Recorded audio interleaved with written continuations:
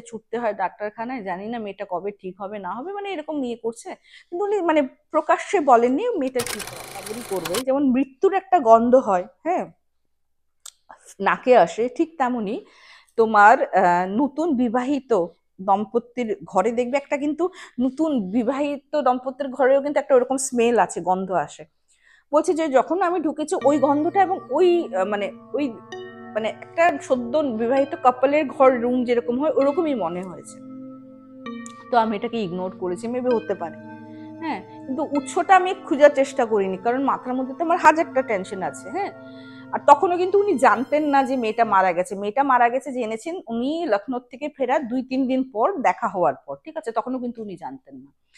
তো এই ইনসিডেন্টটা হয়েছে। আরেকটা ইনসিডেন্ট হলো যে উনি এসে ওনার কাপবোর্ড খুলে দেখেন, তো উনি তো আর কি, দেখো লখনৌ যাবে বুঝতেই পারছো, সবকিছু এরকম করে মানে নিয়ে জাস্ট চলে গেছেন। হ্যাঁ, এসে দেখে যে ওনার ওয়ার্ড্রপ কিন্তু পুরো পরিষ্কার হয়নি।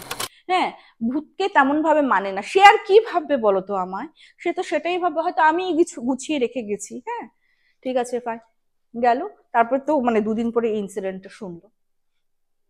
হঠাৎ হঠাৎ এখন কি হলো, উনি শুনতে পায় যেমন মেয়ের খিলখিল করে হাসি, মানে খুব খুশি হলে করে হাসে, ওইরকম টাইপের হাসি। হ্যাঁ, তো একদিন রাত্রে ঘুমিয়ে আছে, হঠাৎ দেখে কি খুন্তি করার নেওয়ার, অ্যাজ ইফ কেউ রান্না করছে, খুব তাড়াতাড়ি রান্না করছে।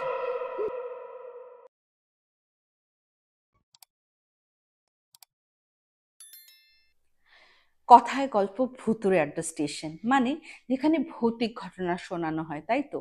তো এখানে আপনারা জানেন, যারা অনেক দিন ধরে আমার সঙ্গে আছেন, এই কথায় গল্পের ফ্যামিলি মেম্বার, তারা জানেন একাধিকবার আমি এই ঘটনা শুনেছি যে জিন হোক বা প্রেত হোক বা কোনো রকমের আত্মা হোক, মেয়েদের সঙ্গে শারীরিক নির্যাতন যেটা হয় সেটা কিন্তু করে, এবং তার মানে পরিবর্তে কি কি কষ্ট হয় বা কি কি ভৌতিক ঘটনার সম্মুখীন হতে হয়েছে। রিসেন্টলি আমার মনে পড়ছে লাইভে শেয়ার করেছিলাম, এবং একটা বড় চ্যানেলেও আমি জাস্ট শেয়ার করেছি এই ঘটনাটা। 350 বছরের পুরনো একটা বাড়ি, যেখানে একটা মেয়ের সঙ্গে, অনামিকা বলে বলেছিলাম, অনামিকার সঙ্গে দীর্ঘ মোর দেন 20-25 ইয়ার্স ধরে স্টিল এখনো কিন্তু, যতদূর আমি জানি এখনো কিন্তু ও অনুভব করে ওর সঙ্গে এরকম একটা সিচুয়েশন হচ্ছে। হুম, শারীরিক ভাবে আর কি, যেটাকে নির্যাতন বলি।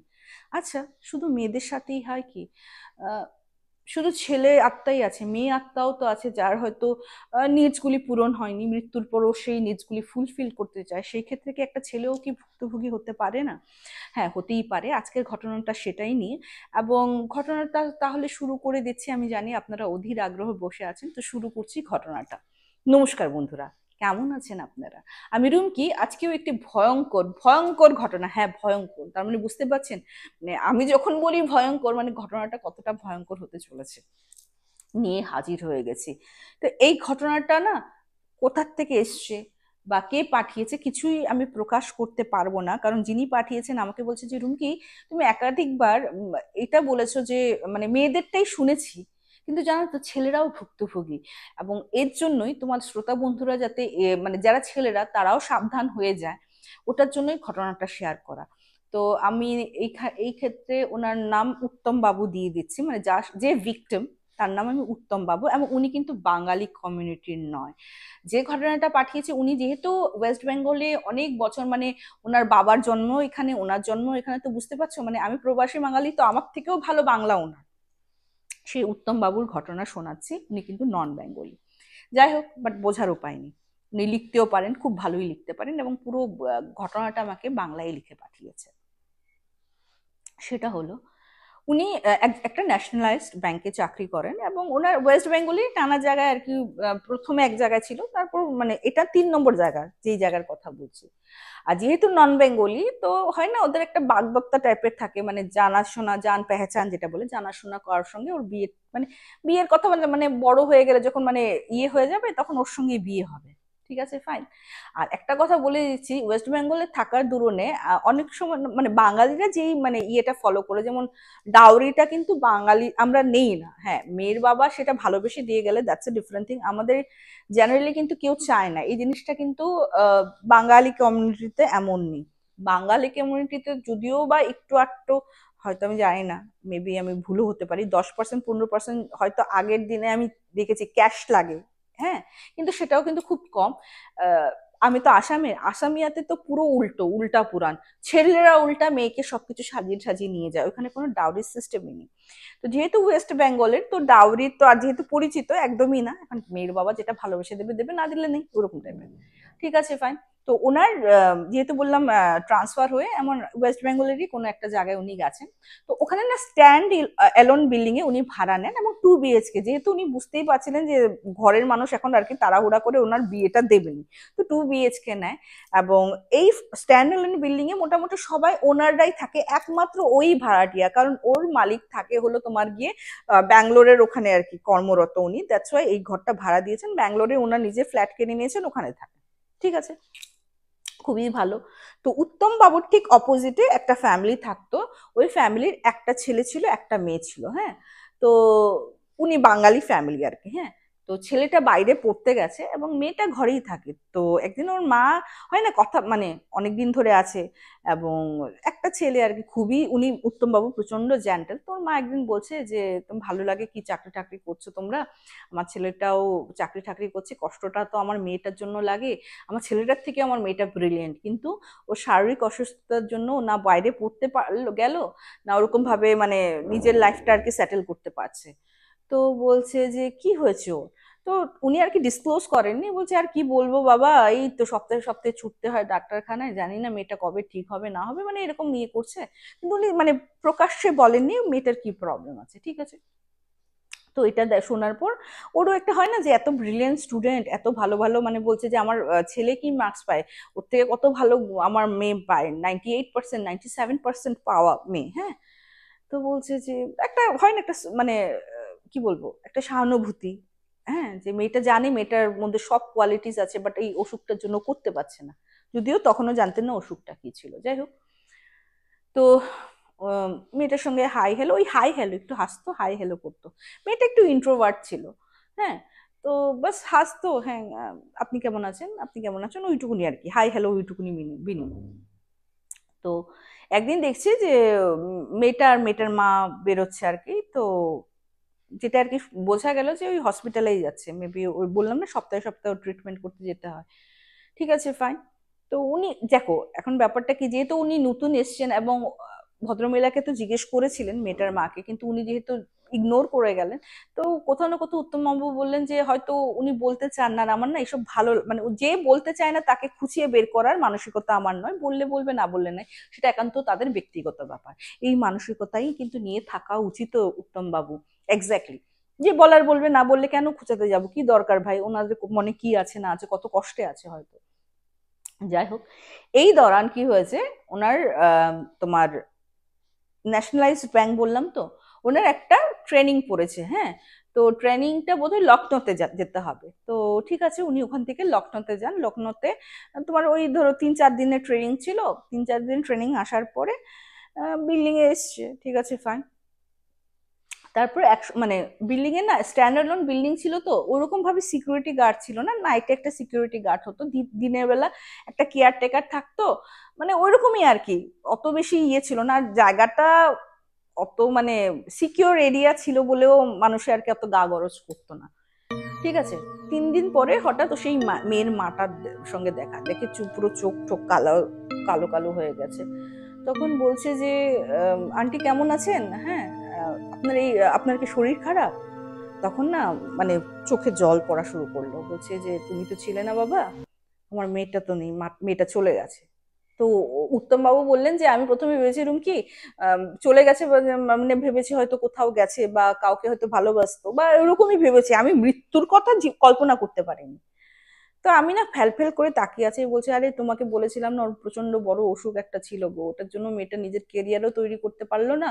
আর দেখো কত ছোট বয়সে আমি আমার মানে আমি আমার হাজবেন্ডও তো যেতে পারতাম না, ভগবান ওকেই নিয়ে নিল। তখন বুঝতে পারলো ব্যাপারটা। তো কি আর বলবে, কিছু তো বলার নেই, একটা সদ্য মেয়ে হারানো মাকে, তাও এত ইয়ং এজে মানে মেয়েকে হারিয়েছে, কি বলতে পারে একটা মানুষ। এক্সকিউজ মি, কিভাবে সহানুভূতি দিতে পারেন। ও আর কিছু বলেনি, যে আন্টি শক্ত হন, সিজনটা চেঞ্জ হচ্ছে তো পুরো গলায় খারাশ হয়ে গেছে। যাই হোক, তো বলছে আন্টি আপনি শক্ত হন, ভগবানের কাছে প্রার্থনা করি ওর আত্মা যাতে শান্তি কামনা করেন, আপনি যদি এরকম কষ্ট পেতে থাকেন ও কিন্তু কষ্ট পাবে। ঠিক আছে। তো উত্তমবাবু একটা কথা বলেছে যে আমার তো 2-3 দিন পরে আন্টির সঙ্গে দেখা, কিন্তু রুমকি এইবার যখন আমি লখনৌ থেকে ফিরলাম আমার ঘরে কিন্তু ফুল টুল, অবভিয়াসলি আমি ব্যাচেলার ছিলাম, আমি ফুল দিয়ে কি করব। যখন ঘরে ঢুকেছি খুব সুন্দর একটা রজনীগন্ধা ফুলের গন্ধ পেলাম, বা জুঁই ফুলের গন্ধ, অ্যাজ ইফ অনেক সময় দেখ একটা জিনিস তোমরা এইটা কিন্তু তোমরা অ্যাগ্রি করবে, যেমন মৃত্যুর একটা গন্ধ হয়, হ্যাঁ, নাকে আসে, ঠিক তেমনি তোমার নতুন বিবাহিত দম্পতির ঘরে দেখবে একটা কিন্তু, নতুন বিবাহিত দম্পতির ঘরেও কিন্তু একটা ওরকম স্মেল আছে, গন্ধ আসে। বলছে যে যখন আমি ঢুকেছি ওই গন্ধটা এবং ওই ওই মানে একটা সদ্য বিবাহিত কাপলের ঘর রুম যেরকম হয় ওরকমই মনে হয়েছে। তো আমি এটাকে ইগনোর করেছি, মেবি হতে পারে, হ্যাঁ, কিন্তু উৎসটা আমি খোঁজার চেষ্টা করিনি, কারণ মাথার মধ্যে তো আমার হাজারটা টেনশন আছে, হ্যাঁ। আর তখনও কিন্তু উনি জানতেন না যে মেয়েটা মারা গেছে, মেয়েটা মারা গেছে জেনেছেন উনি লখনৌ থেকে ফেরার 2-3 দিন পর, দেখা হওয়ার পর, ঠিক আছে, তখনও কিন্তু উনি জানতেন না। তো এই ইনসিডেন্টটা হয়েছে। আরেকটা ইনসিডেন্ট হলো যে উনি এসে ওনার কাপবোর্ড খুলে দেখেন, তো উনি তো আর কি, দেখো লখনৌ যাবে বুঝতেই পারছো, সবকিছু এরকম করে নিয়ে জাস্ট চলে গেছেন, হ্যাঁ। এসে দেখে যে ওনার ওয়ার্ড্রপ কিন্তু পুরো পরিপাটি, উনি পুরো অবাক। আর হ্যাঁ, একটা কথা বলে দিই, ওনার হাউস হেল্প ছিলেন যে কাজ করতেন, কিন্তু ওনার বেডরুমে যেখানে ওয়ার্ড্রপ ছিল ওটার কিন্তু উনি চাবি লাগিয়ে নিজের পকেটে রেখেছিলেন। হাউস হেল্পের কাছে একটা চাবি থাকতো, কিন্তু বেডরুমের চাবিটা ওনার কাছে থাকতো না। বেডরুমে হয় না অনেক রকমের অনেক কিছুই তো থাকতে হয়, তো ওই চাবিটা উনি বলে যে গেছিলেন যে যতদিন আমি না আসি বেডরুমটা না মুছলে হবে, তুমি জাস্ট পরিষ্কার টরিষ্কার করে যেও, আর অমুক দিন আসবো রান্নাটা করে। ঠিক আছে। তো দেখে যে বেডরুমের চাবি তো সেই হাউস হেল্পের কাছে থাকার প্রশ্নই উঠে না, উনি নিজেই নিয়ে গেছেন, কিন্তু ওনার ওয়ার্ড্রপটা পুরো গুছানো। তো উনি ভেবেছেন হয়তো আমিই গুছিয়ে গেছিলাম, যেটা হয় আর কি, অবভিয়াসলি না, কে গোছাবে। তুমি ভৌতিক একটা মানুষ, ধরো ভূতের সঙ্গে কোনোদিনও ওর জীবনেও সাক্ষাৎকার হয়নি, হ্যাঁ, ভূতকে তেমন ভাবে মানে না, সে আর কি ভাববে বলো তো আমায়, সে তো সেটাই ভাববে হয়তো আমি কিছু গুছিয়ে রেখে গেছি, হ্যাঁ। ঠিক আছে, ফাইন, গেল। তারপর তো 2 দিন পরে এই ইনসিডেন্টটা শুনলো। হঠাৎ হঠাৎ এখন কি হলো, উনি শুনতে পায় যেমন মেয়ের খিলখিল করে হাসি, মানে খুব খুশি হলে হি হি করে হাসে, ওইরকম টাইপের হাসি, হ্যাঁ। তো একদিন রাত্রে ঘুমিয়ে আছে, হঠাৎ দেখে কি খুন্তি করার নেওয়ার, অ্যাজ ইফ কেউ রান্না করছে, খুব তাড়াতাড়ি রান্না করছে। হুম।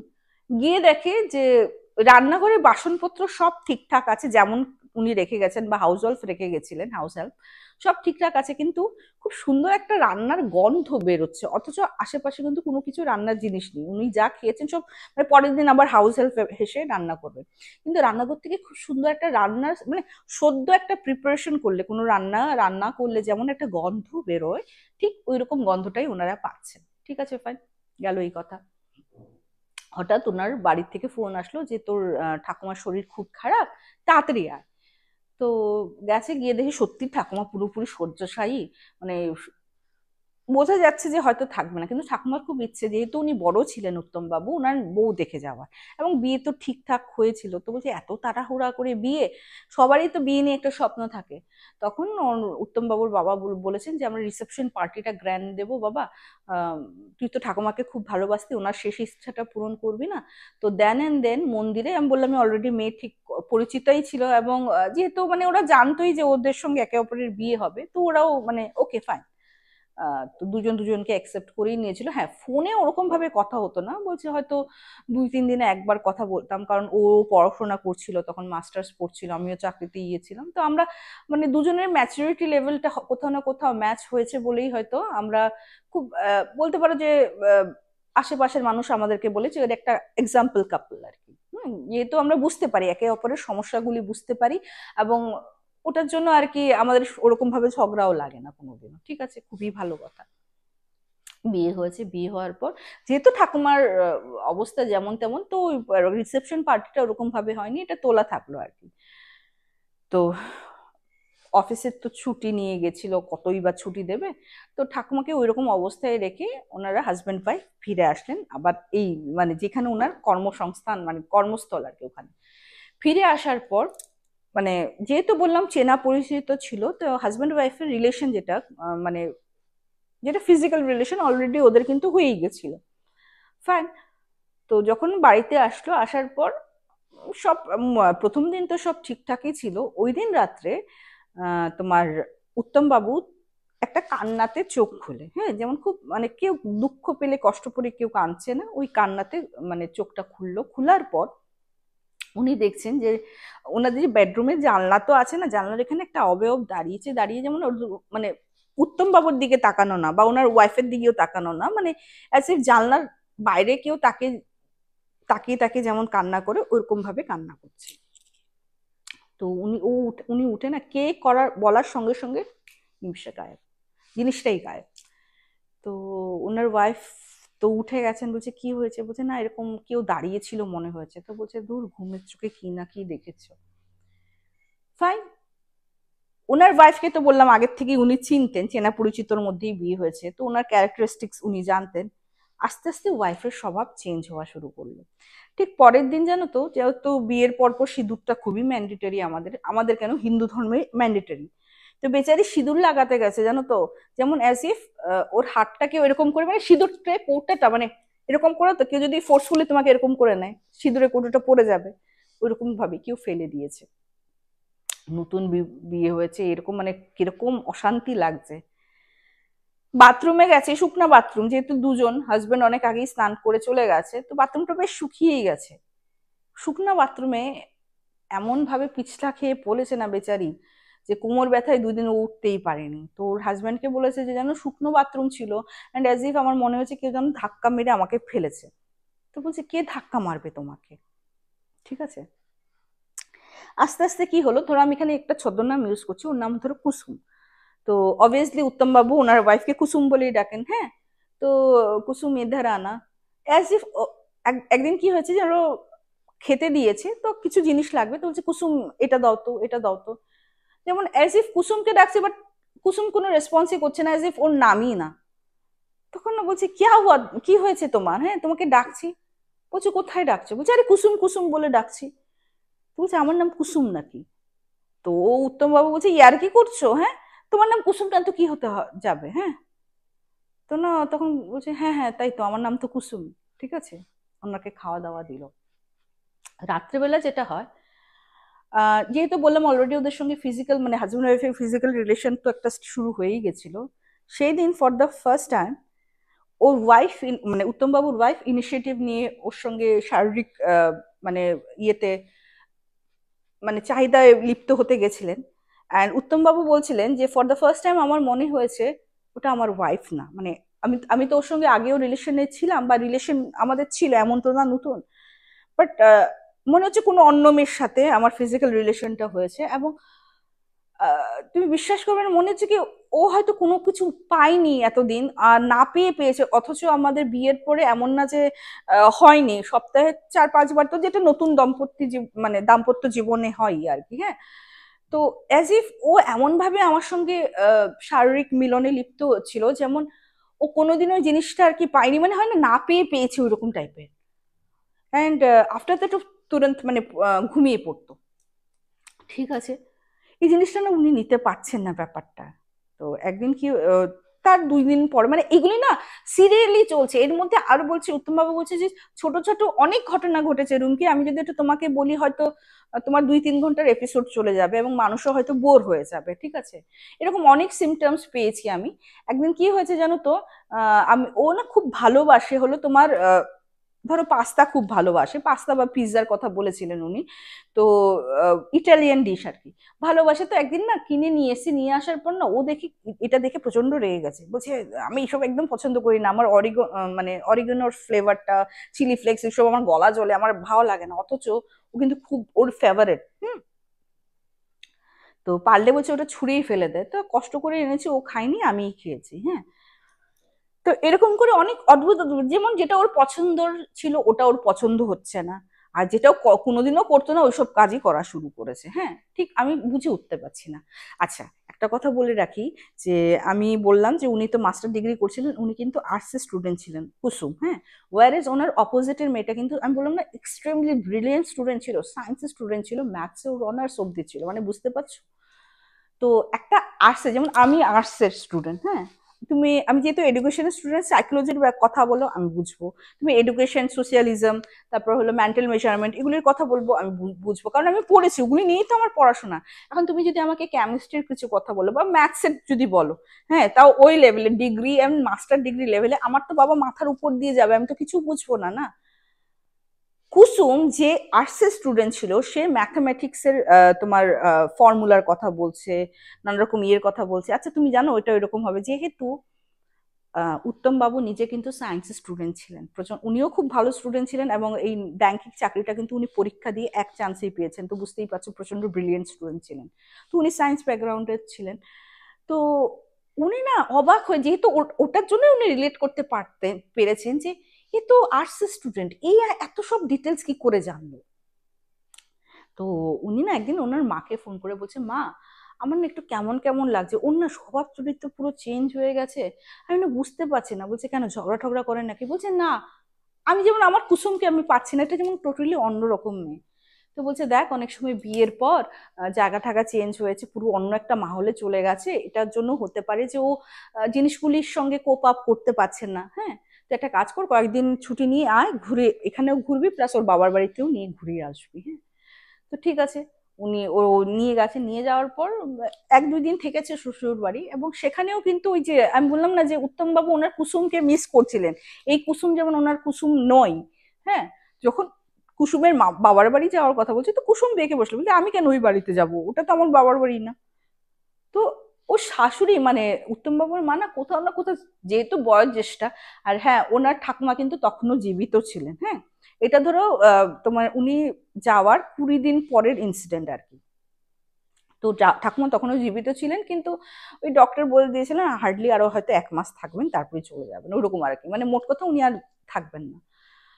তো ওনার ঠাকুমা যদিও অসুস্থ ছিলেন, অত কথা বলতে পারতেন না, কিন্তু কথা শুনতেন এবং 1-2টা রিপ্লাই দিতেন। তো ওর মা না গিয়ে ওর শাশুড়ি মাকে বলছে যে মাম্মা, মা এরকম এরকম হয়েছে, কি করি? তো উনি খুব ইয়ে করে বলছে যে ওই যে একজন গুণিনের নাম নিলেন, তুমি ওনার কাছে ওকে নিয়ে যাও। হ্যাঁ, উনি উনি যেটা আর কি খুব কষ্টে বললেন যে বিয়ের পর পর হাওয়া লাগার একটা প্রবণতা থাকে, তুমি নিয়ে যাও।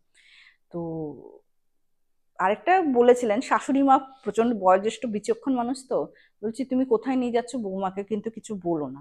ঠিক আছে, বৌমাকে নিয়ে আর উত্তম বাবুকে, যেহেতু ওরও তো নতুন বিয়ে হয়েছে, দুজনেরই আর কি একটু গা বাঁধিয়ে দেবেন, ওই টেন্ডেন্সি নিয়ে ওরা গেছিলেন। যাওয়ার পর তো কুসুম তো থম মেরে বসে রয়েছে। হ্যাঁ, ওকে ডাকছে, ও আসছে না, উঠছে না, কুসুম কুসুম, এজ ইফ আমি বললাম ওর নাম কুসুমই না। তখন গুনিন এসে না ওর মাথায় হাত রেখেছে, রাখার সঙ্গে সঙ্গে ওর না দরদর দরদর করে ঘামতে শুরু করেছে। মানে বলছে যে দেখো, অত ঠান্ডা না হলেও অত গরমও ছিল না, আমরা কেউ ঘামছি না, কিন্তু ওকে মনে হচ্ছে কি কেউ ঘেমে স্নান করে যাচ্ছে, এত করে ঘামছে। তখন গুনিন বলছে যে ওর উপর না একজন হাবি হয়ে গেছে, এবং কোথায় হাবি হওয়ার চেষ্টা করছে, মানে পুরোপুরি হাবি না হলে মোটামুটি হাবি হয়ে গেছে। ও না ওর নাভিতে আহ নিজের জায়গাটা বসাতে চেষ্টা করছে, মানে নিজের স্থানটা নেওয়ার চেষ্টা করছে, মানে কুসুমের নাভিতে। তো বলছে যে আর ওটার জন্যই তুমি চেঞ্জেস মনে করছো, এটা একজন হাবি হয়েছে, এবং যে যার আত্মা হাবি হয়েছে তার প্রচুর স্বপ্ন ছিল, যেটাও ফুলফিল করতে পারেনি। কি করা যাবে? তো বলছে চিন্তা করো না, আহ তুমি বাবা ছুটি নিয়ে নাও, 11 দিনের একটা রিচুয়ালস করতে হবে, এবং এটা তোমারও করতে হবে, যেহেতু তোমার প্রতি হয়তো অ্যাট্রাকশন ছিল বলেই তোমার বউকে পজেস করেছে। উত্তম বাবু বলছে তখন তো আমার মাথা কিছু কাজ করছে না, কে আমার প্রতি অ্যাট্রাক্টেড ছিল, কোনোদিনও জানলামই না। হ্যাঁ, আমার ওরকম মানে যেহেতু আমি পড়াশোনা নিয়ে রুমকে এতই ব্যস্ত ছিলাম, কোনোদিনও ভালোবাসা প্রেমের দিকে আমি যাইনি। হ্যাঁ, কাউকে প্রপোজও করিনি, কেউ আমাকে প্রপোজ করেনি, ওরকম টাইপের। আর আমার মাথায় ওগুলি ছিলও না। আর যেহেতু আমরা একটু নন বেঙ্গলি ফ্যামিলি, আমাদের ম্যাক্সিমাম ক্ষেত্রে ওই বাগদত্তা টাইপের থাকি, তো আমরা জানতাম ওই রকম আর কি। যাই হোক, তো তখন গুণিন ওঝা আর কি একটা রিচুয়ালস করা শুরু করলেন। প্রথম দিন গেছে কিচ্ছু বলেনি, সেকেন্ড দিন গেছে কিচ্ছু বলেনি, 3 নম্বর দিন তখন ওকে জিজ্ঞেস করেছে যে তুই কে। তখন হঠাৎ মেয়েটা, মানে মেয়েটা যেমন আস্তে আস্তে 3 দিনে না পুরো নিস্তেজ, মানে সেই সোলটার কথা বলছে যে প্রসেস করেছে কুসুমকে, নিস্তেজ হয়ে যাচ্ছে। তো বলছে তখন হঠাৎ মুখ দিয়ে নাম বের করলো, এবং ওই নামটা আমি এখানে প্রকাশ করছি না, উত্তম বাবু উঠ করে মানে ধক করে উঠেছে নামটা শুনে, ওই অপোজিট যে মেয়েটা মারা গেছে ওর নামটাই বলছে। তখন ও এটাও স্বীকার করেছে যে ওকে আমি মনে মনে পছন্দ করতাম, কিন্তু আমি এটাও জানতাম যে আমার হাতে সময় বেশি নেই। কিন্তু আহ মানে এটা তো আমার ইচ্ছাকৃত ছিল না, আমারও তো অনেক স্বপ্ন ছিল, আমারও তো একটা ঘর বাঁধার ইচ্ছে ছিল। ওকে দেখে আমি লাভ এট ফার্স্ট সাইট, যেটা প্রথম ভালোবাসাও ছিল ও আমার, যদিও কোনোদিনও বলা হয়ে ওঠেনি। তো আমার ইচ্ছাগুলির কি, তখন উত্তম বাবু বলছে, টক করে না আমার একটা কথা মনে পড়লো রুমকি, আমি বলেছিলাম না একটা অবয়ব দেখেছিলাম, এবং আমি যখন বলেছি কে তুমি, তখন যে ওটা গায়েব হয়ে গেছিল। এর আগে একটা আমি কথা শুনেছি যেটার জন্য আমার ঘুমটা ভেঙেছিল, সেটা হলো যে আমার তো কোনো দোষ ছিল না, আমার যে স্বপ্নগুলি পূরণ হলো না, আমার চাহিদাগুলি যে পূরণ হলো না, ওটার বেলা কি, আমার কি দোষ ছিল? আর তখনই উঠেছে, এবং তখনই যখন দেখেছি আমি বলেছি কে, তখনই কিন্তু গায়েব হয়ে গেছিল। তো বোঝাই যাচ্ছে কে আর কে ছিল। তো ওঝা বলেছে যে তুমি মুক্তি নাও, হ্যাঁ তোমার ওইটুকুনি লেখা ছিল, আর সত্যি তো তুমি, এটা হয়তো ভগবানই ডেস্টিনি লিখে রেখেছে, তুমি এখন ওই পারে যাওয়ারই তোমার সময়, তো তুমি চলে যাও, এদেরকে কষ্ট দিও না। তো বলছে যে আমি যে কষ্ট পাবো, আর আমি তো মানে এমনি তো আমি তো ওর কাছে ওরকম ভাবে ধরা দিতে চাইনি, কিন্তু যখন ওর ওয়াইফকে ওর সঙ্গে দেখেছি, আমি তো জানতাম না ও বিয়ে করতে গেছে। যদি বিয়ে আমি জানতাম তাহলে তো আমি কোনোদিন ওই বিয়ে হতেই দিতাম না, মানে খুব ভালোই হয়েছে বলে যায়নি, হ্যাঁ।